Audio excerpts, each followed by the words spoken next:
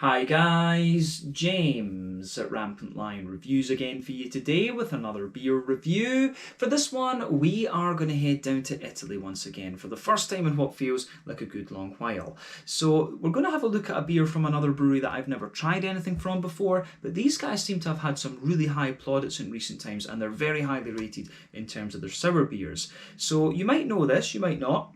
But in Italy, sour beers are, generally speaking, very, very popular, and so you'll find some really capable sour beer breweries down there. Now, unfortunately, I haven't been in Italy since I was about 13 or 14, so I wasn't old enough to drink beer at that time, but the craft beer scene really seems to have taken off there over the last kind of 10, 15 years actually, so there are some very, very good breweries down there, and like with France and Spain and things like that, it is nice to see more of the breweries kind of getting their beers out of the country and up to other places in Europe actually, so long may that continue. But yeah, this beer is a style that seems to be increasingly popular actually. And it is one that I've had before, albeit not under this exact name. But yeah, I think this one could make for a very interesting review. So fingers crossed it does. Hopefully you guys enjoy this one. And I'm just curious to see how we go. So let's go for it. So for this review then, we are going to go to the Bologna region in the north of the country. And we're going to have a look at my first beer from Brado. So this particular beer is called the Uva Baccabianca. It comes in at 7.9% ABV. And this one is an IGA. So, you might be wondering what an IGA is. Italian Grape Ale. So, this is the first time I think that I've seen a beer officially recognised or listed as an IGA. But I have had sour Italian Grape Ales before from the likes of Lover Beer, and that was a good couple of years ago now. But I'm pretty sure this term IGA might have only been coined quite recently. If you do have any more knowledge on that, let me know about that in the comments section below. But this beer arrived here in Sweden as part of the Tillfällig assortment. I want to say toward the end of April or the start of May. I've had this one sitting for a little while. The main reason for that is because, you know, Italian breweries are notoriously difficult to find information on. So yeah, it takes me a little while to actually get stuff together to do Italian beer reviews, unfortunately. I've got a bit of a stockpile of Italian stuff to work my way through at the moment. So looking forward to that. But yeah, this one has been sitting around for a little while and I've heard very good things about it, so definitely nice to be able to review this one for you on the channel. I finally found a couple of articles about these guys and managed to put together some notes for you. But yeah, this one I think could be quite nice. So let's crack on with the review and see how we get on. My first look at a beer from Brado. So, as always with my reviews then, I'll tell you a little bit about the brewery before we taste the beer. If you want to get straight to the tasting, just fast forward. All the usual links are in the video description below. That's the brewery website, the link to my other reviews that hopefully I can do in the future from Brado. Very first time I'm trying one of their beers, as I mentioned, but there's all the usual social media down there. If you want to see more reviews, do please consider subscribing to the channel. The whole channel, of course, has a geography-based tagging system, so you can go into the homepage and search for beer based on country, city, state, county, province, prefecture, whatever it is you happen to be interested in. Do check out the playlist of beers from different countries. There is one there for all the Italian beers that I've reviewed for you. That's being added to whenever I get the opportunity, but not as often as I would like.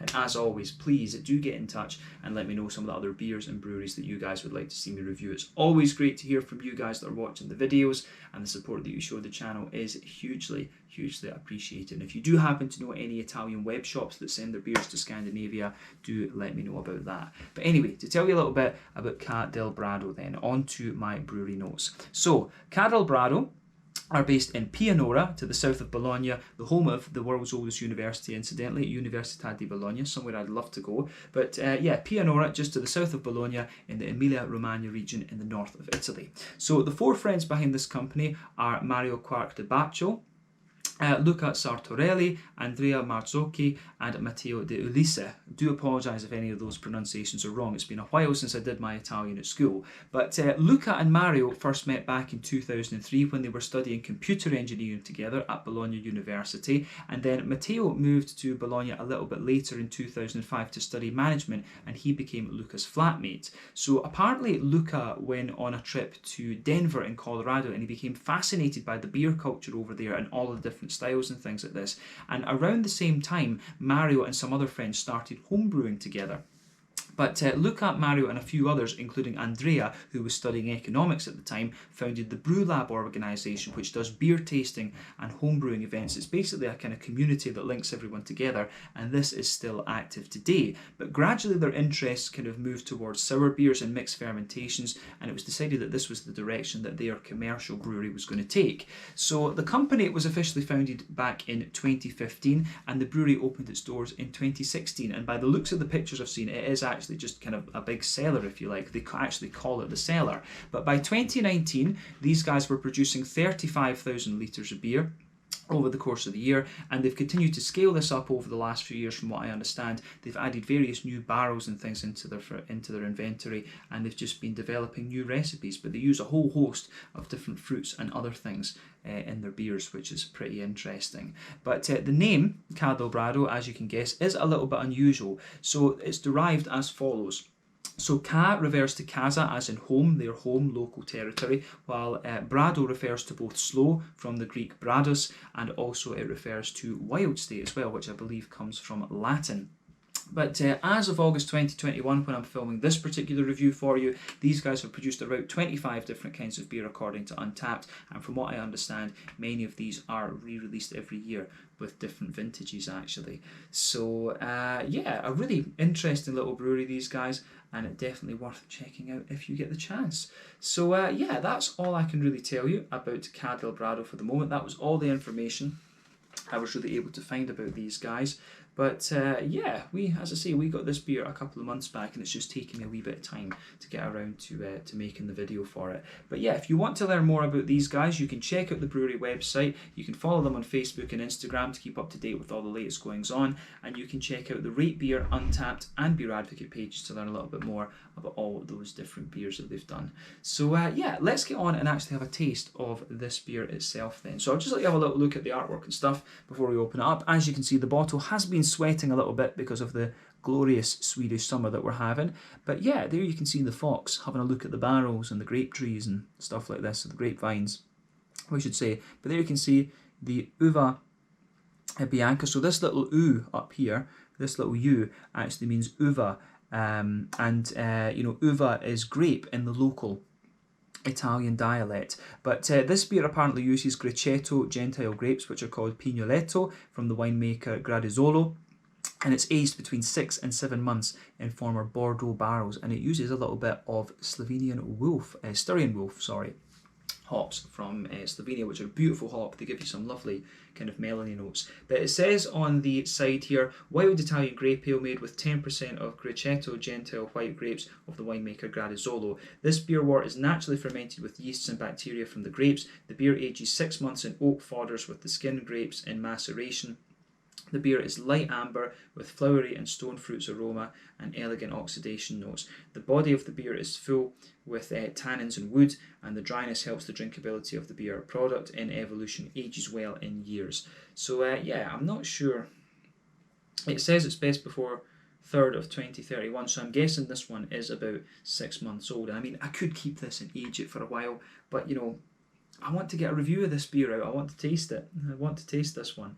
But yeah, it says it's been imported here to Sweden by Brill & Co in Stockholm, and they import quite a few interesting things, of course. But there you can see the Ca del Brado with the sloth on it, which is kind of cool. But yeah, so basically, I guess you can say this. You can maybe describe the name of this brewery as like the Slow House, if you like. So I like that. But yeah, there's the bottle cap on this one. It does have a cork in it, so we'll take a little minute to get this one open. But yeah, let's just open this guy up and see how we go. So yeah, don't have a good history with corks on the some of these videos, so we'll just need to see how we get on with this. Hopefully this one behaves itself a little bit better than some of the others that we've seen. But it actually seems to be going okay. So there we go.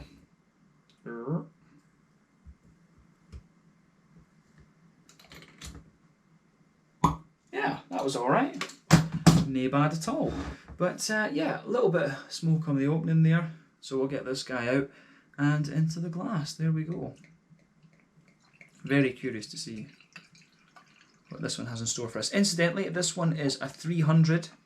and 75ml bottle. I'm actually not sure what I paid for this one. For some reason the figure 80 kroner seems to sit in my head.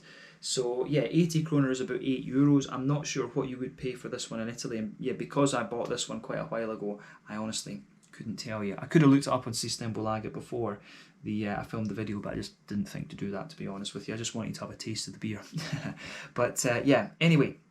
So before the head disappears on this one, you could see that this beer poured with about somewhere between a quarter and a 1/3 finger of a frothy, I would say kind of ivory coloured head. That's fading away to be a very, very thin foamy layer, but there's a nice big ring just around the edge of the top of the glass there. But I do like how that goes together. But in terms of colour, this one is pretty interesting. So when we shine the light through it, it's got a lovely, very bright, kind of rich yellow colour to it, of course. So remember, I think actually the colour's actually coming up quite nicely on the camera there. I can see on the little viewfinder. But yeah, this one actually comes across as, you know, the same colour as maybe a peach juice or something like that. But remember, the colour of your beer depends on 1, the type of malts that you use. That usually determines the magnitude of the colour. 2, the length of your wort boil. The longer you boil the wort, the more the sugars caramelise, and thus you get a darker colour of beer. But it doesn't, you know, affect the magnitude of the colour really. But then when it comes to sour beers like this, you also have to consider the barrel aging element, which will affect the colour to a degree, and also the adjuncts that you put in the beer. So for example, if they put, you know, red grapes in this, or purple grapes or whatever, instead of the white grapes, you would have a markedly different colour with this one. But yeah, it's white grapes that are in this, so it's turned out to be a very kind of light looking beer, to be honest with you. You can see that it's got a nice little bit of a natural hazy quality to it. Yeah, if I put my fingers behind the glass there, it does go together really quite nicely, in fact. So yeah, the way that this one goes about its business is quite nice in terms of its appearance. So I have to say, I'm very, very curious to see what this one has in store for us. But yeah, 1 or 2 big bubbles sticking towards the side of the glass, a few little ones going up towards the bottom of the head there. But I mean, overall, it looks pretty nice, and you know, nothing unusual really about a sour beer, particularly when you consider that it's a white grape IGA. It's going to be strange to say that, an IGA, but yeah, certainly looks quite nice. So let's take a look at the aroma of this one and see how we get on. As we say, not a style I'm overly familiar with, but I think with all the fruity sours and stuff that I've had over the years, I can probably appreciate this one. Ooh, yeah, that does smell quite nice. So one of the things I've always said about sour beers, honestly, I don't find sour beers to be as madly complex as some of the other things you can come across, like, you know, some of the big imperial stouts and Scotch ales and quadruples and things like that. I actually find them to be quite, you know, straight shooting in a lot of ways. For me, it's all about, sour beers are all about how the flavour mellows out. That's what I really like about these, because whenever you take them in, you're going to have quite a high sour impact, and then you're just going to watch the beer mellow out, and it's the way that the beer mellows out that is the highlight for me when it comes to these. So, you know, some people might disagree with me on that, but I always find that, you know, quite a lot of these you know, the sort of aroma scope that you have on these sour beers is a little bit more narrow than compared to what you would get with some other styles, but they're still, you know, they're absolutely beautiful actually, and this is a lovely, lovely smelling beer. So, as you would expect, underneath this beer you get a lovely, smooth, oaky character. You can feel that the oak has a wee bit of dryness to it and just a little touch of spice. You can absolutely get that out of this one. You can really smell that in the beer. I do get 1 or 2 little kind of vanilla-y notes out of it. I have to say, I do get a wee bit of vanilla from the woody character as well. But a very smooth oak, a little touch of vanilla, and just a little bit kind of very slightly dry and very slightly spicy in a sense. You do get 1 or 2 little, you know, sort of Werther's original kind of, you know, sort of butter candy, butterscotchy things. You do smell a little bit of that mixing in with the wood as well. But then you get 1 or 2 other kind of notes out of it as well. You do get, there's almost, I always find with quite often with these beers you get the tannin notes, you know, these sort of vinegary, tannin-y type notes. You do quite often get wee bits of leather and things like that out of these, and I do get just a little tiny touch of that in this beer too. But the woody backbone in this one is very nice, very, very smooth. As I say, a little hint of vanilla and a wee bit of a kind of spicy, just a little hint of a spicy character to it as well. So yeah, I have to say, I really like what the barrel-aged side of this beer has to offer us. I think this one could actually turn out to be pretty damn special. But on top of this, of course, you've got these, top of that kind of woody note, you've got that big sort of white, green, grapey, vinous character coming out of it. So you can smell just the kind of sheer juiciness of the grapes. You've got a wee bit of that kind of citricy note as well from the I don't know if it, did it say it was Lactobacillus or Brettanomyces? Can't quite remember, but yeah, you get, you know, from the sour bacterias, you can really smell that sort of citricy note in there. But the grapey characters you get in this one are really, really nice. It's actually, the grape I find to be quite, you know, sort of juicy and almost a little bit floral in a sense. You can smell that with it. So it's got a wee bit of a, as I say, it's got quite a bit of juiciness to it and a wee bit of sharpness to it, but I do get a little bit of an almost floral character out of the kind of grapey side of this beer. But of course, mixed in with this, you get a few kind of notes. You get a wee bit of a kind of, for me, I always, with these kind of sour beers, I always get a little bit of a slightly appley, peary sort of thing. So I do get one or two little appley, peary notes. You get a wee bit of an almost like sultana, dried white, green, grapey type quality out of this one as well. But it goes in really nicely. And I mean, you can smell one or two little notes to it as well. I mean, there is a little bit of an almost very slightly, you know, kind of figgy, melony note in this one, and that I think would be the Styrian Wolf. I mean, when this beer is aged for 6 and 7 months, you're still going to get, and then I've had it since it's bottled, I'm guessing it's with the date 3/21, it would be bottled in March of this year, and then I'm drinking it in August, so in total this beer is just shy of a year, or about a year old. So you're probably still going to get a good little bit of that fruity character in this one when it's you know, from the hops. But of course, when it comes to sour beers like this, what they tend to do is they add older hops so that the bitterness doesn't take away too much from the actual sour qualities of the beer. So you have to bear that in mind as well. But then when there has been a year, you know, quite a bit of the green component will drop out. So yeah, it's interesting for sure. But you can smell, I do wonder if the Styrian Wolf is a beautiful hop, incidentally. Big melony notes. I think it's about 13-14% alpha acid from the Savinja Valley over in Slovenia. You can certainly smell a wee bit of the influence there. I do get a little bit of green component out of this one. You can smell a wee touch of earthiness in there. There is a nice little bit of a brighter floral character to it, and I do get some kind of wet, leafy, grassy notes out of this one.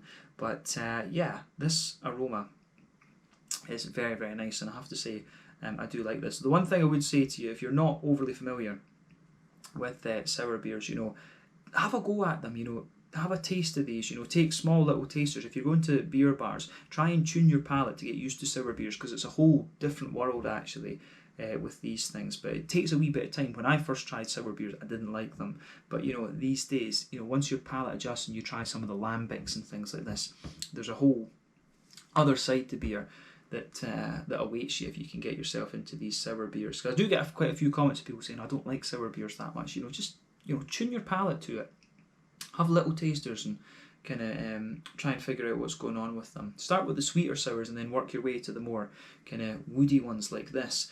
But yeah, that would be my advice. But I think it is about time that we have a little taste of this one. So this one is the Uva Baccabianca. An Italian grape ale coming in at 7.9% ABV from Brado, just outside of Bologna in the north of Italy. Let's get stuck into this one. First time this brewery is featuring on the channel. Slange, skål, cheers, salute. Here we go.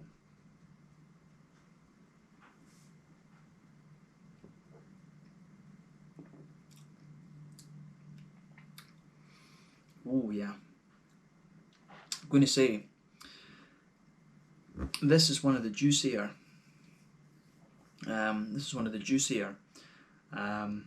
sort of grape sours that I've come across. One of the juicier fruit sours that I've come across actually. That is very, very nice.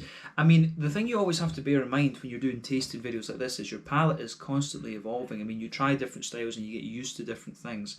But yeah, you know, it's this one just strikes me as being a lot more juicy than some of the other things that I've come across before actually. So yeah.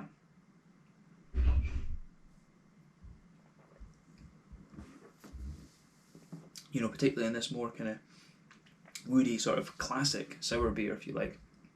I say classic, and by the things that are not classic, I mean these big, creamy Berliner Weisses and Goses and things that are coming out these days.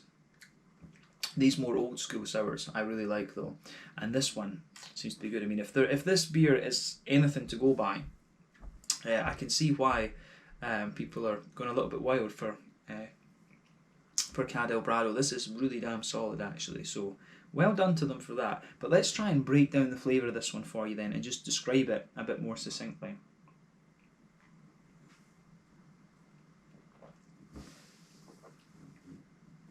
So, straight away, across the middle of your palate on this one, you can feel that nice, as we say, you can feel a nice sort of smooth, oaky, woody character there. That is the backbone of this beer. That goes across the middle third of your palate, the back third of your palate, and it does actually push into the front third of your tongue as well, which I very much like.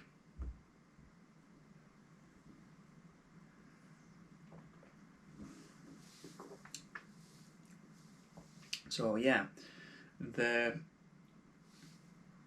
way that this goes together, I think, is very, very nice. And with these beers, you have to let them sit and just open up a little bit. And the impact of this one, I actually find it quite nice. It's definitely not got the biggest kind of zip to it in the beginning, but this beer really mellows out very, very nicely. In fact, so yeah, I'd love to try something that's a little bit more red fruity from these guys as well. That would be interesting for sure.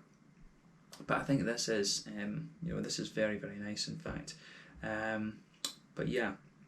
So as I say, lovely smooth, oaky backbone to this one. It doesn't have so much of the spicy character that I was picking up in the aroma. There was a fair wee bit of spice to it, but it's more just very, very, very smooth. So if you're in the middle third of your palate with this one, you can feel, the further you go into the aftertaste, and particularly in the front half of that middle third of your palate, you start to get a wee bit more of a kind of vanilla type note out of the beer. There's maybe one or two very slightly nutty undertones to it. So yeah, I do get a wee bit of a kind of vanilla and slightly nutty character coming out of this one. So it gets a thumbs up from me on that note. But yeah, the way it goes together on that front, I think, is very, very nice.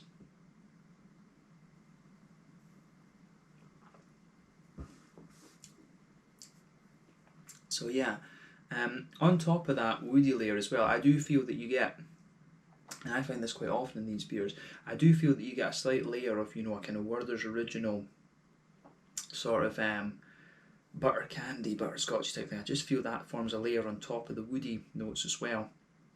And that's really, really interesting. And on top of that, on top of all of that, you can feel a little bit of the kind of the grape juicy sort of notes coming out of this beer as well. You can feel a little bit of that kind of sharp, tanniny, grape juicy kind of thing sitting just on top of that in the middle of the palate there. Of course, most of the fruity, tart characters in this beer are sitting towards the kind of front of the palate, particularly on the front third of the tongue. I mean, the back, if you sit on that middle third of your palate and the back third of your palate, it is pretty damn smooth. I think you get a little touch of a yeasty character, like a very slight bready, yeasty kind of thing on the back third of your palate. So when you start from the back of your palate, you can feel the flavours a little bit taller. So you've got the wood, that very kind of light kind of butter candy type thing, and then you've got a more airy kind of yeasty type element out of the beer. It's a very light, airy sort of white bready kind of thing. But as you come further forward, you can feel the flavour condenses. It condenses down together. Then as you go into the middle third of your palate, those flavours just compress down a wee bit, and it works really nicely in that regard, in my opinion. So yeah, the way the flavour pieces together in this one is great actually. So big thumbs up to Cadel Brado for this. I think it works very, very well. They've got a really nice barrel aged backbone to this, and the yeasty component I think works quite well too. But yeah, we'll go to the fruity part of the beer in a wee minute, but let's focus on the hoppy side of things. I definitely get, in the back corners of the palate, I do get a little bit of a smooth earthiness in this one. I'm guessing that the majority of the hops that they'll put in this will be very late addition in the wort boil, or they will be dry hopping. Remember, when you add hops early on in the wort boil, that's when they give you the bitterness. And like I say, with these sour beers, they tend to add old hops and add them at a late point in the boil so that they don't take away from the sourness of the beer, because IBU kind of kills sour units, if you like. But yeah, smooth earthiness in the back of the palate there. As you move further forward, it's a little bit herbal, and as you push towards the kind of front corners of the palate, it's a little bit more kind of floral and aromatic. Absolutely.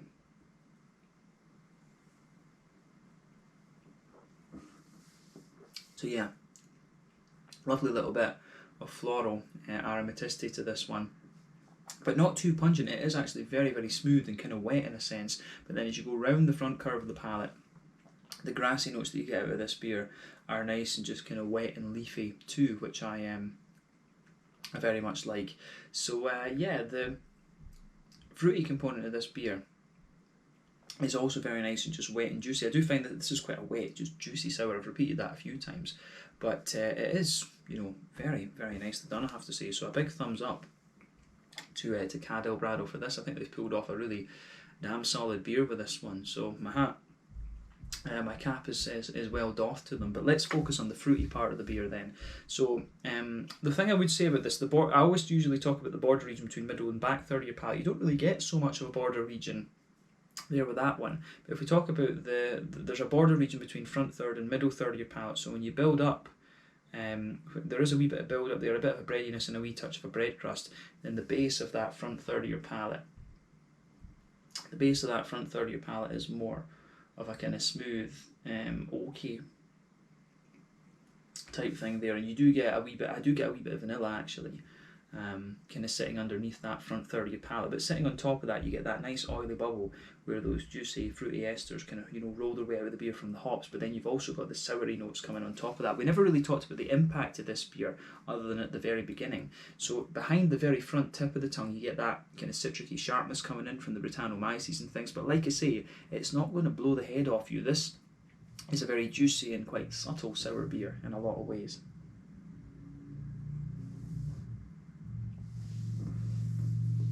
But yeah, as I say, it's just very, very nice. So for me, it's interesting because I do get a wee bit of you do get a wee touch, in the back. If we talk about this, it's always say the fruity notes that come from the hops. You can feel that oily bubble just rolling its way out on top of the front third of your tongue. So yeah, I do like how that goes together. But towards the back of the front third of your tongue, as I say, you can feel there is a wee bit of that oily kind of melony note, and that I think is Styrian Wolf. There is supposed to be Styrian Wolf in this beer, so I do get a wee bit of melon from this one. But as you move further forward in this beer, I feel you get a little touch of a kind of limey note out of this one. I do feel there's a wee bit of a peary, appley, limey kind of quality on the front half of that. On the front half of that front third of your palate, and on top of that, of course, you've got the big, smooth green white grapey juice coming out of this one, just sitting on top of that, and the sour characters, of course, are kind of mixed in with that. But like I say, this is definitely not the sharpest and tartest of sour beers that you're going to come across. It's actually really a very nice, juicy and kind of wet sour beer. This one, very smooth as well, actually. And that just kind of sits very nicely with me. You get some beers that are really, puckering as hell, but this one, I think, goes about its business in a really nice, smooth and quite subtle way, actually. So it does make me very curious to see what their other beers would have in store for us.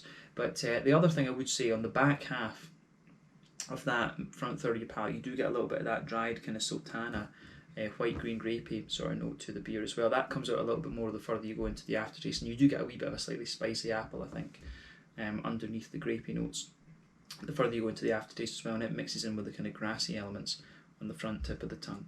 But yeah, I do like how this beer goes about its business. It gets a big thumbs up from me. So yeah, Brado, if this is anything to go by, are definitely worth exploring a little bit further. But yeah, let's round off the review with the mouthfeel then.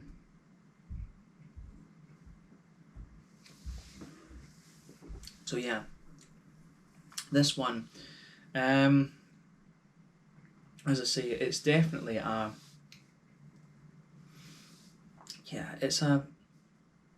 say that it's a kind of mid-bodied beer overall. This is definitely one of the kind of slightly thicker and slightly oilier sour beers I can think of this type, but I've not had one like this in quite a wee while, so I'm taking that comment with a pinch of salt, to be honest with you.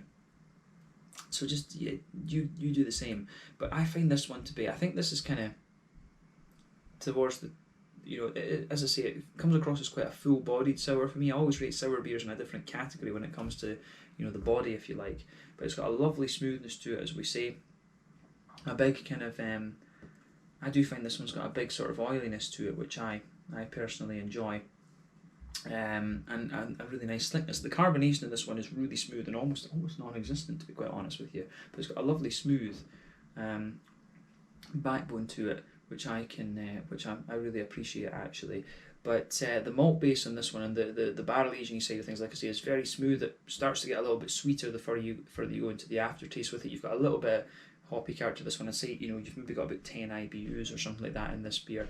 The fruity tartness in this beer isn't too sharp, and you've got a lovely juiciness to this one as well. I find this one to be quite a wet sour, to be honest with you, but it's lovely. This, I really enjoyed this one, so a big thumbs up to Brado, and I do hope that I can. Yeah, Bologna's been on my list of places to visit in a while, but it would be quite cool to go down and take a little look at their brewery. And I don't know if they've got a bar that they open up on site or whatever, but that would certainly be quite cool to go and take a look at. And you never know, maybe we can review a few more of their beers at some point in the future. We'll need to see.